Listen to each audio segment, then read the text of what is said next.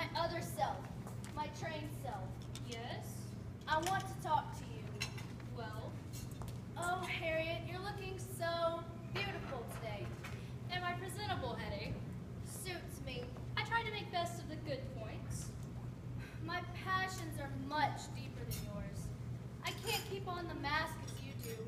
I'm crude and real. You're my appearance in the world. I am what you wish the world to believe you are. You are the part of me that has been trained. I am your educated self. I am the rushing river. You are the ice over the current. I am your subtle overtones. But together we are one woman, the wife of Charles Goodrich. There, I disagree with you, Hetty. I alone am his wife. Harriet, how could you say such a thing? Certainly. I'm the one who flatters him. I have to be the one who talks to him. If I gave you the chance, you'd tell him at once that you dislike him. I don't love him, that's certain. You leave all the fibbing to me. He doesn't suspect that my calm, suave manner hides your hatred. Considering the amount of scheming it causes me, it can safely be said that he is my husband. Oh, if you love him. I haven't any feelings. It isn't my business to love anybody. Then why do you object to calling him my husband? I resent your appropriations of a man who is managed only through the cleverness of my artifice. You may be clever enough to deceive him, Harriet, but I'm the one who suffers. I can't forget that I'm married to Charles. I can't forget that I could have married John Caldwell. How foolish of you to remember John, just because we met his wife by chance. That's what I want to talk to you about. She could be here at any moment. I want to advise you on what to say to her this afternoon. By all means, tell me now and don't interrupt while she's here. You have a most annoying habit of talking to me when people are present. Sometimes it is all I can do to keep my poise and fear not to be listening to you. Impress her. Hetty, dear, is it not my custom to impress people? I hate her. I can't let her see that. I hate her because she married John. Only after you refused him. Oh, so it's my fault? That's right. Blame me. It is your fault. You said he was too poor and would never do anything in painting. Look at him now. Just returned from Europe. 8 years in Paris. Famous. It was too poor a gamble at the time. It was much safer to accept Charles's money and position. And then he married Margaret within the year. Out of spite. Freckled, gawky-looking thing she was, too. Europe really improved her. She was stunning the other morning. Make her jealous today. Shall I be haughty, or cordial, or caustic, or... Above all else, you must let her know that we are rich. Oh, yes. I do that quite easily now. You must put it on a bit. Never fear. Tell her I love my husband. My husband? Are you going to quarrel with me? No, I have no desire to quarrel with you. It's quite too uncomfortable. I couldn't get away from you if I tried. You were a fool to make me refuse John! Don't get me all excited. I'll be in no condition to meet her properly this afternoon. I could choke you for robbing me of John. Don't muss me. You don't know how I have suffered. It isn't my business to have heartache. You're bloodless. Nothing but a sham.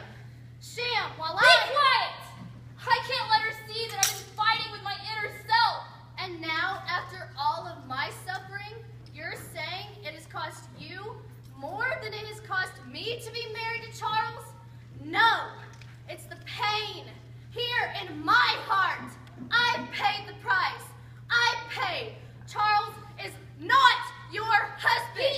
He is. He isn't. He is. He isn't. I'll kill you. No. Don't. You're stronger than I. You're... Say he's mine. Oh, he's ours.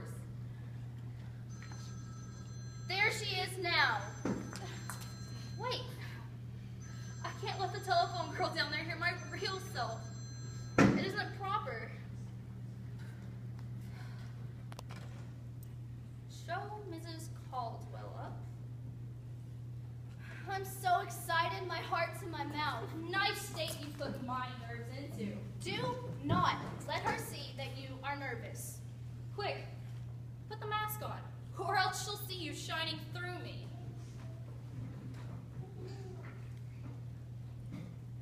Tell her that Charles is rich and fascinating. Boast of our friends. Make her feel she needs us. I'll make her ask John to paint us. That's just my thought. And when he paints our portrait, We can wear an exquisite gown. and make him fall in love with us all over again. Yes.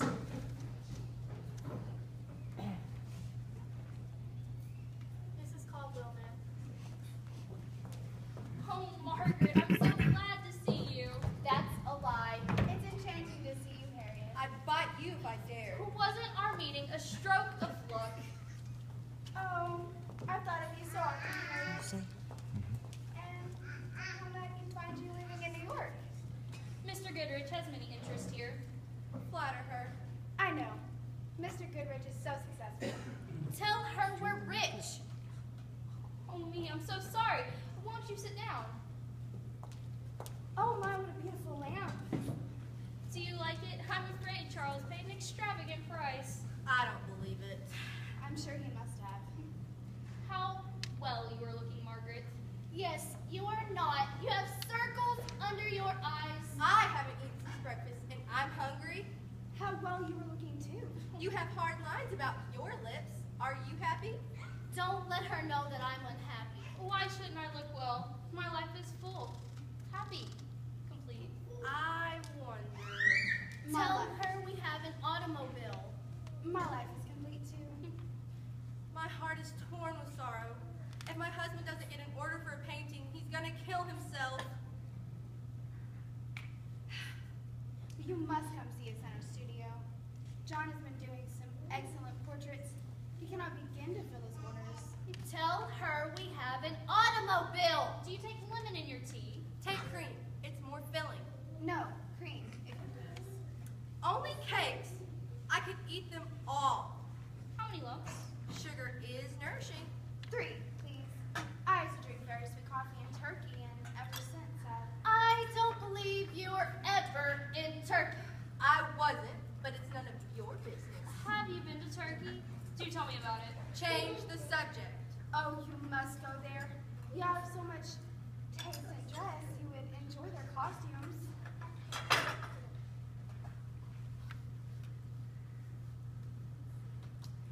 John's painted several portraits there. Why don't you stop her bragging and tell her that we have an automobile? Hey, Yes. Thank you.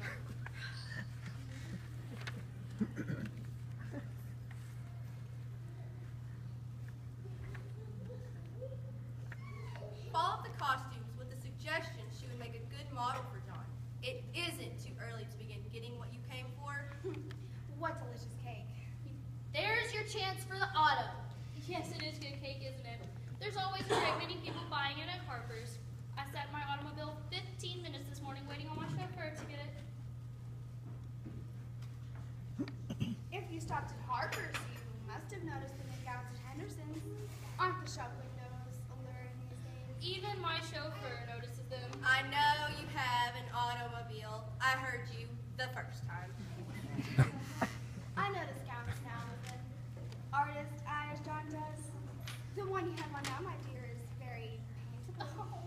Don't let her see that you're anxious to be painted. Oh, it's just a little model. Don't let her see that you're anxious to get the order. Perhaps it isn't the gown itself, but the way you wear it pleases the eye. Some people can wear anything with grace. Yes, I'm very graceful. You flatter me, my dear. On the contrary, Harriet, I have an intense admiration for you. I remember how beautiful you were as a girl. In fact, I was jealous when John was paying you so much attention. She's gloating because I lost John. Those were childhood days in a country town. She's trying to make you feel as if John was only a country boy. Oh, well, most great men have come from the country. There's a fair chance that John will be added to the list. Undoubtedly, he owes much of his success to you, Margaret. Your experience in economy and your ability to endure hardships. Those first few years in Paris must have been a struggle. She's sneering at your poverty. Yes, life was difficult at first. Not the luxurious start a girl has who marries wealth. Deny that you married Charles for his money. But John and I are so congenial in our tastes that we are impervious to hardship or unhappiness. Do you love each other? Is it really true? Did you have all the romance of starving for his art? She's taunting me. Get even with her. Not for long.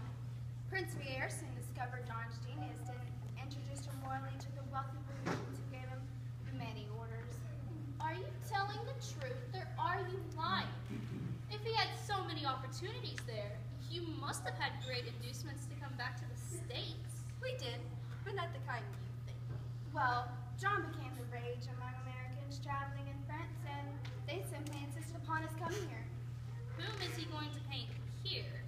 What names dare I make up? Oh, just at the present, Miss Dorothy Ainsworth of Oregon is posing.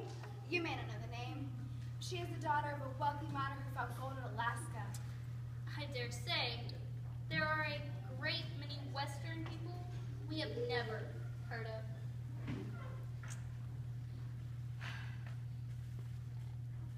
How are you enjoying social life?